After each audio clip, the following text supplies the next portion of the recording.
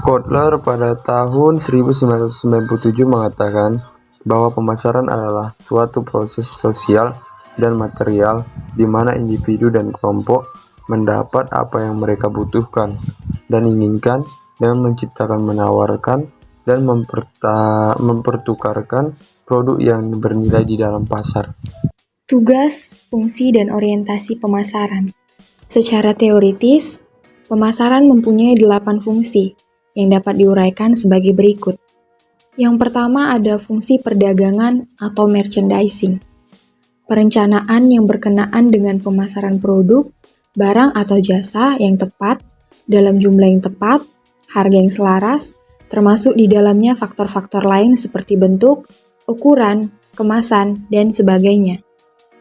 Lalu yang kedua ada fungsi pembelian atau buying. Fungsi pembelian atau buying ialah fungsi yang mengikuti aktivitas-aktivitas mencari dan mengumpulkan barang-barang yang diperlukan sebagai persediaan memenuhi kebutuhan konsumen. Peranan perusahaan dalam pengadaan bahan sesuai dengan kebutuhannya.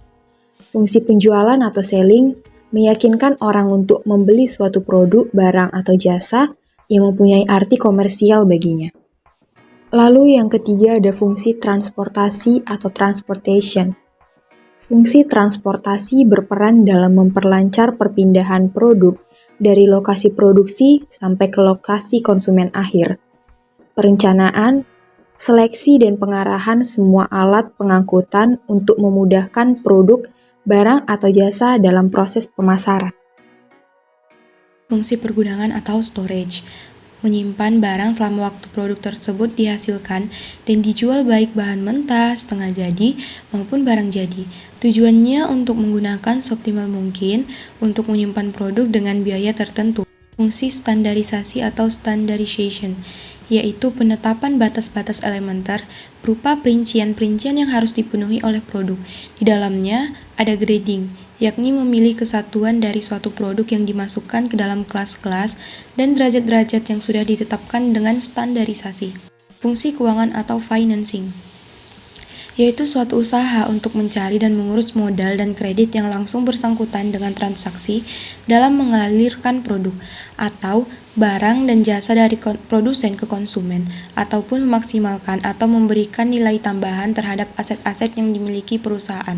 Fungsi komunikasi atau communication, yaitu segala sesuatu yang dapat memperlancar hubungan di dalam perusahaan dan di luar perusahaan kepada seluruh anggota organisasi yang berkaitan dengan pekerjaan.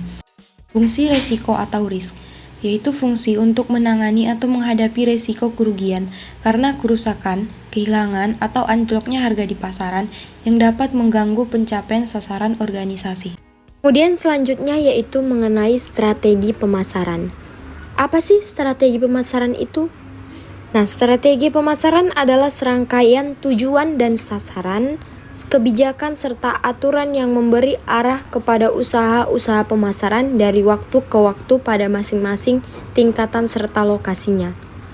Dan menurut Philip Kotler, strategi pemasaran merupakan sebuah cara di mana suatu fungsi pemasaran mengadakan kegiatannya agar bisa mencapai suatu pertumbuhan yang menguntungkan di dalam penjualan di level marketing mix. Strategi pemasaran modern secara umum terdiri dari 3 tahap. Nah, yang pertama itu segmentasi pasar atau segmenting. Kemudian yang kedua, penetapan pasar sasaran atau targeting. Dan yang ketiga yaitu penetapan posisi pasar atau positioning. Yang selanjutnya adalah segmentasi pasar atau segmenting. Yang pertama, di pasar terdapat banyak konsumen yang berbeda-beda dalam banyak hal. Menurut swasta, pada tahun 1996, segmentasi pasar diartikan sebagai kegiatan membagi-bagi pasar yang bersifat heterogen dari suatu produk ke dalam satuan-satuan pasar atau segmen pasar yang bersifat homogen. Selanjutnya yaitu target pasar atau targeting. Apa sih definisi dari target pasar ini? Target pasar adalah kelompok konsumen yang mempunyai ciri-ciri atau sifat hampir sama atau disebut homogen yang dipilih perusahaan dan yang akan dicapai dengan strategi bauran pemasaran atau marketing mix. Manfaat target pasar.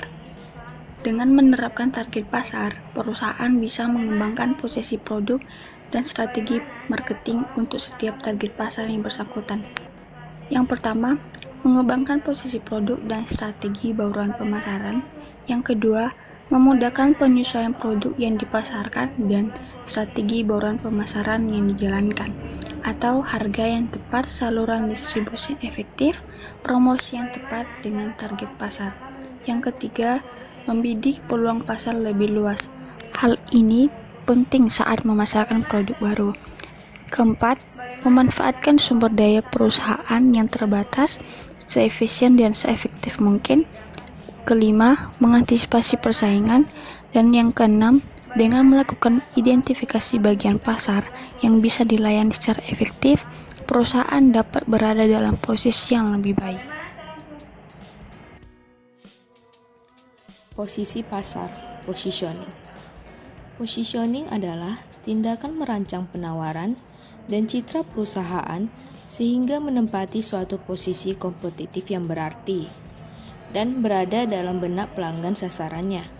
Kotler pada tahun 1997 menyatakan positioning merupakan elemen yang sangat utama dalam suatu strategi pemasaran. Baik, untuk kesimpulannya adalah pemasaran dalam suatu usaha memiliki peranan yang sangat penting dalam rangka mengenalkan produk dan meningkatkan penjualan. Dapat dikatakan, kunci suatu produk dapat cepat laku di masyarakat adalah terletak pada segi pemasarannya. Apabila dalam suatu bisnis strategi pemasaran dapat dilakukan dengan baik dan tepat, maka bisnis tersebut akan cepat sekali berkembang.